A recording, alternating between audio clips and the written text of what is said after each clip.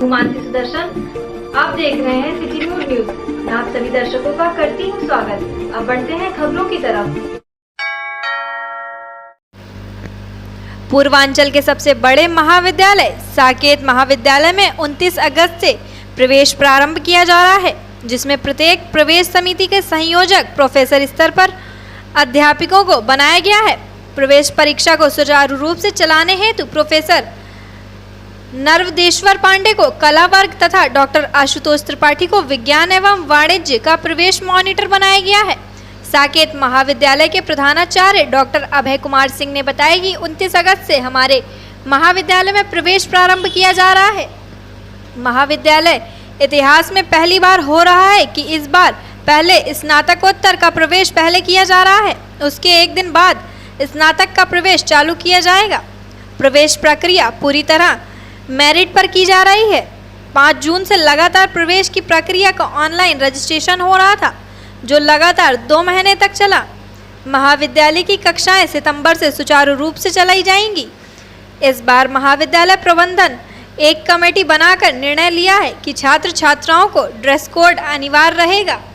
महाविद्यालय में किसी भी तरह से अनुशासितहीनता न हो सके, इसके लिए सभी को निर्देशित भी किया जा रहा है।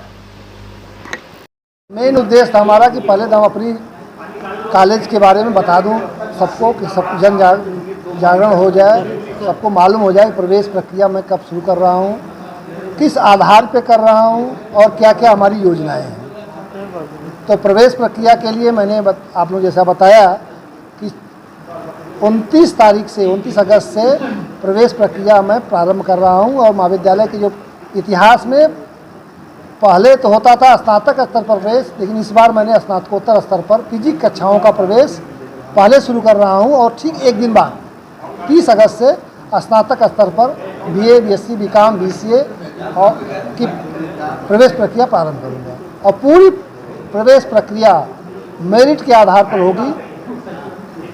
5 जून को प्रवेश प्रक्रिया प्रारंभ करने के लिए ऑनलाइन रजिस्ट्रेशन खोल दिया गया था और जो 2 महीने अनवरत रूप से यह प्रक्रिया चलती रही। 5 अगस्त को ऑनलाइन रजिस्ट्रेशन बंद कर दिया गया था। 17 अगस्त से 21 अगस्त तक ये खोला गया था कि जो बच्चे रजिस्ट्रेशन तो करा लिए हैं, किन्हीं कारणवश से वो मार्कशीट अपलोड नहीं कर पाए, कोई प्रमाण पत्र अपना अपलोड नहीं कर पाए या अपना जो प्रवेश फार्म है उसको ठीक से भर नहीं पाए, उनके लिए खोला गया। वो अपना फार्म भर कर कंप्लीट करके उसका प्रिंट आउट लेना। सितंबर से क्लासेस हमारी दोनों स्नातक स्तर की और स्नातकोत्तर स्तर की दोनों कक्षाएं प्रारंभ हो जाएंगी। किया गया है एक महाविद्यालय में अनुशासन व्यवस्था स्थापित करने के लिए महाविद्यालय ने यह निश्चय लिया। हमारी एक वेशभूषा निर्धारण समिति थी, प्रबंध समिति के साथ बैठक किया मैंने और मैंने एक उनसे अपेक्षा की एक सुधार चाहता हूँ। उन्होंने कहा आप स्वतंत्र हैं, तो मैंने उसी समय एक कमेटी बनाई और उस कमेटी के संयोजक नियुक्त किया वाणिज्य संकाय के अध्यक्ष डॉक्टर मिर्जा साहब शाह को, और उनके साथ लगभग 10 लोग कमेटी में थे। उन्होंने एक सुझाव दिया कि ये रखा गया है वेशभूषा निर्धारण समिति ने जो दिया, उसके आधार पर छात्रों के लिए स्काई ब्लू शर्ट और जो नेवी ब्लू पैंट रखी गई छात्रों के लिए, और छात्राओं के लिए स्काई ब्लू कुर्ता और जंपर या सलवार वो स्काई ब्लू नेवी ब्लू रखी गई उनके लिए सलवार कुर्ता। दुपट्टा उनके लिए नेवी ब्लू या प्रिंटेड नेवी ब्लू। जाड़े के लिए दोनों के लिए नेवी ब्लू जैकेट, स्वेटर या ब्लेजर। कॉलेज में दिखाई पड़ेगा कम से कम बच्चे एक बाहरी आते हैं बच्चे वो नहीं आएंगे, उन पर अंकुश लगेगा और बाहर आएंगे तो ये लगेगा कि ये साकेत के विद्यार्थी हैं। शहर के सिविल लाइन स्थित एक होटल सभागार में अभी आनंद को AIOCD Uttar Pradesh drug association का क्षेत्रीय अध्यक्ष मनोनीत किए जाने पर Faizabad chemist and druggist association के द्वारा एक सम्मान समारोह का आयोजन किया गया, जिसमें मुख्य अतिथि नगर विधायक वेद प्रकाश गुप्ता रहे। इस कार्यक्रम के दौरान सर्वप्रथम अतिथियों को अंगवस्त्र पहनाकर उनका सम्मान किया गया तथा अभी आनंद को सभी संगठनों के लोगों द्वारा माला पहनाकर और Faizabad chemist and druggist association के पदाधिकारियों द्वारा 20 किलो का माला पहनाकर व स्मृति चिन्ह देकर स्वागत किया गया। कार्यक्रम के दौरान विधायक ने संबोधित करते हुए फैजाबाद की सबसे संगठित व हमेशा अग्रणी रहने वाले संगठन Faizabad chemist and druggist association है। मैं संगठन के सभी सदस्यों को साधुवाद देता हूं, साथ ही अभियानंद के उज्जवल भविष्य की कामना करता हूं। इस मौके पर उत्तर प्रदेश व्यापार प्रतिनिधि मंडल के नगर अध्यक्ष चंद्र प्रकाश गुप्ता, यूपी MRA के अध्यक्ष SP राय, महामंत्री विनय श्रीवास्तव, महाशक्ति दुर्गा पूजा समिति के अध्यक्ष कर्मवीर राय, मीडिया प्रभारी शरद सिंह, सोनू जायसवाल इत्यादि बड़ी संख्या में लोग कार्यक्रम में शामिल हुए। आगरा अधिवेशन में क्षेत्रीय अध्यक्ष बनाया गया है, जिसमें 9 जिले शामिल हैं। तो मेरे सम्मान में हमारे सभी प्रेम करने वालों ने, हमारी पूरी यूनियन ने, नगर विधायक ने, हमारे संरक्षक मंडल ने, तमाम व्यापार संगठनों से जुड़े लोगों ने सम्मान समारोह किया था मेरे लिए। इसके लिए मैं आया था। मैं सबका आभारी हूँ, धन्यवाद है सबका। कहना कुछ नहीं होता, करना होता है। हम करने पर विश्वास रखते हैं, कहने पर नहीं। शब्द नहीं, कर्म बोलते हैं।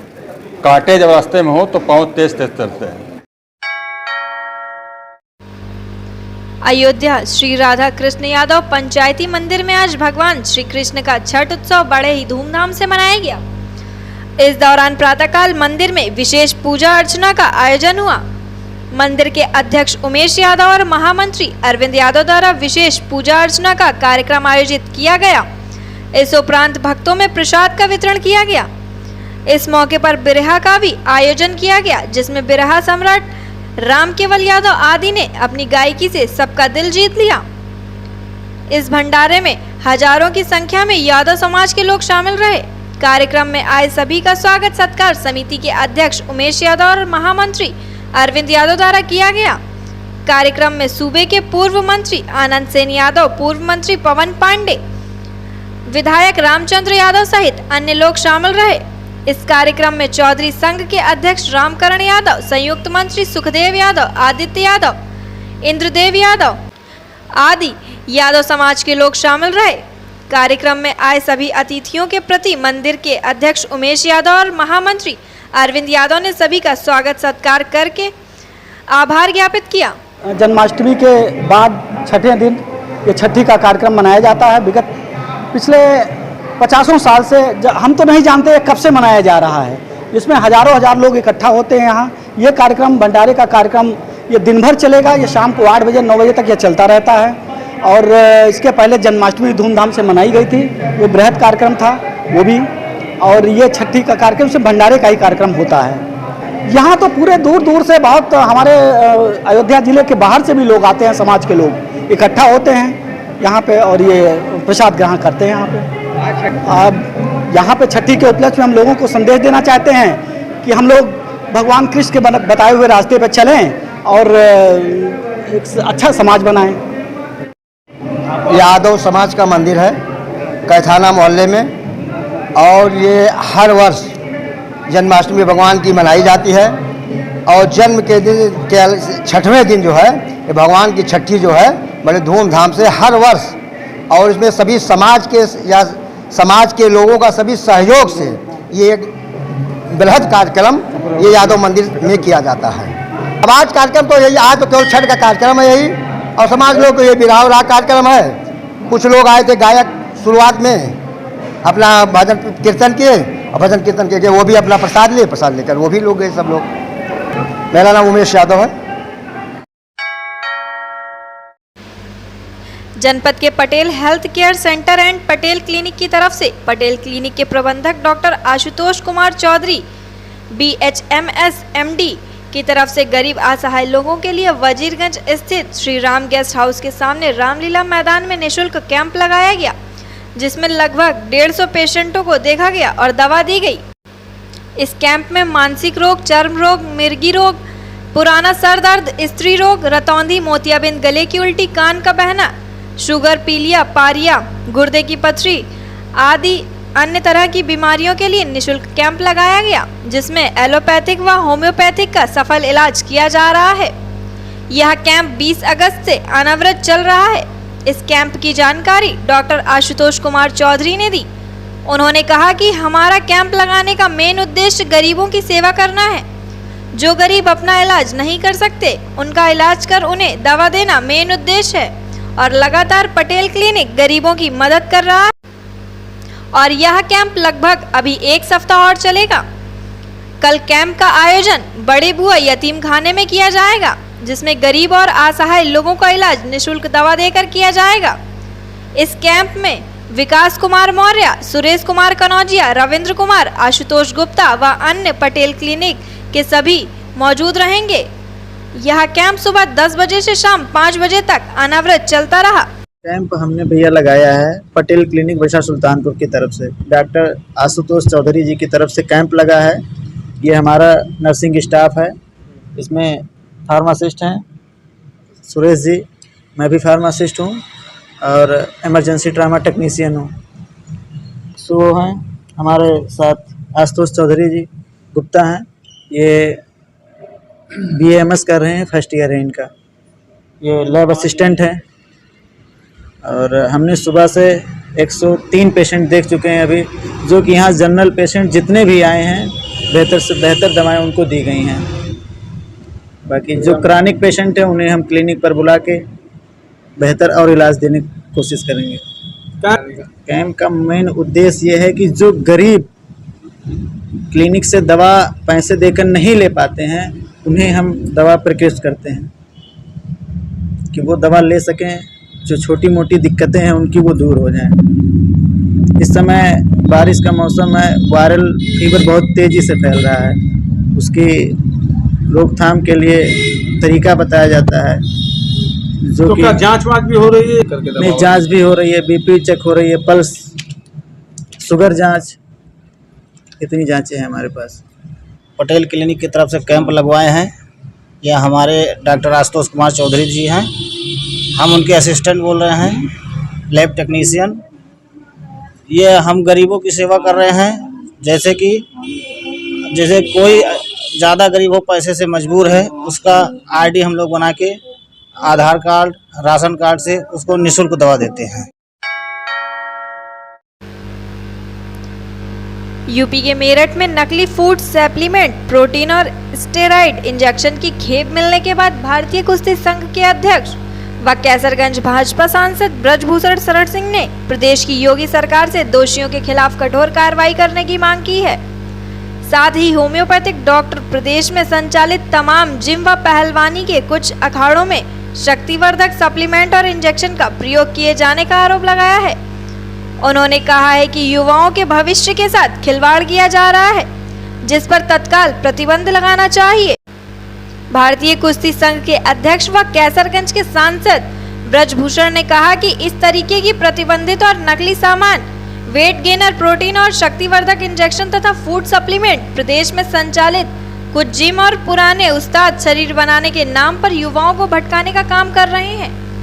बच्चों को तंदुरुस्त और खूबसूरती के नाम पर नकली शक्तिवर्धक फूड सप्लीमेंट और प्रोटीन इंजेक्शन के साथ जहर खिला रहे हैं। उन्होंने कहा कि होम्योपैथ के ऊपर हमला बोलते हुए कहा कि कई होम्योपैथ के डॉक्टर भी हैं, इन प्रतिबंधित दवाओं का इस्तेमाल कर रहे हैं। शक्तिवर्धक प्रोटीन, फूड सप्लीमेंट और इंजेक्शन का युवाओं पर दुष्प्रभाव पड़ रहा है। वहीं कहा कि यह खेल केवल मेरठ में ही नहीं बल्कि अन्य शहरों की तरफ भी तेजी के साथ रहा है। उन्होंने कहा कि कुछ जिम वाले हैं, कुछ पुराने उस्ताद हैं, जिसमें कुश्ती के लोग भी शामिल हैं। किसी एक को इस मामले में दोषी नहीं कहा जा सकता। ब्रजभूषण शरण सिंह ने सरकार पर शक्ति बरतने के साथ संचालित जिमों पर भी छापेमारी करने की मांग की है। उत्तर प्रदेश सरकार की कार्रवाई पर बधाई देते हुए कैसरगंज के बाहुबली सांसद ने कहा है कि इस तरीके से पूरे देशव्यापी अभियान चलाकर फूड सप्लीमेंट के नाम पर जहर बेचने वालों पर कार्रवाई होनी चाहिए। दरअसल यूपी के मेरठ जनपद में बड़ी संख्या में नकली फूड सप्लीमेंट, प्रोटीन और शक्तिवर्धक इंजेक्शन की खेप बरामद हुई है और आरोपियों के खिलाफ योगी सरकार ने कठोर कार्रवाई की है। इसमें कुछ जिम वाले और कुछ पुराने उस्ताद खलीफा बच्चों को भटकाने का काम कर रहे हैं। वो कहते हैं कि 6 महीने में मैं आपको तगड़ा करा दूंगा, साल भर में आपको हिंदुस्तान का सबसे सुंदर बना दूंगा, और वो जहर खिला रहे हैं। और यही नहीं, मैं आपके चैनल के माध्यम से बोलना चाहता हूं कि कई होम्योपैथिक के डॉक्टर भी उसका इस्तेमाल कर रहे हैं।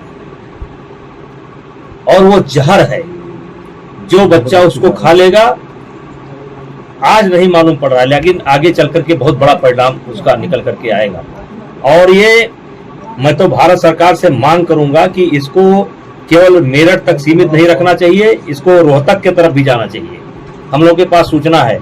और ये कितना नुकसानदेह है कि महाराज जी, जैसे हमारा एक बच्चा अगर खेलने के लिए जाता है, इंटरनेशनल टूर्नामेंट कोई खेलने के लिए जाता है और उसका नमूना चेक होता है, पेशाब चेक होता है और उसमें स्ट्राइट अगर पाई जाती है तो 18 लाख रुपए का जुर्माना लगता है फेडरेशन को, और 4 साल के लिए लड़का बैन होता है। 4 साल के लिए बैन होता है, 18 लाख जुर्माना लगता है।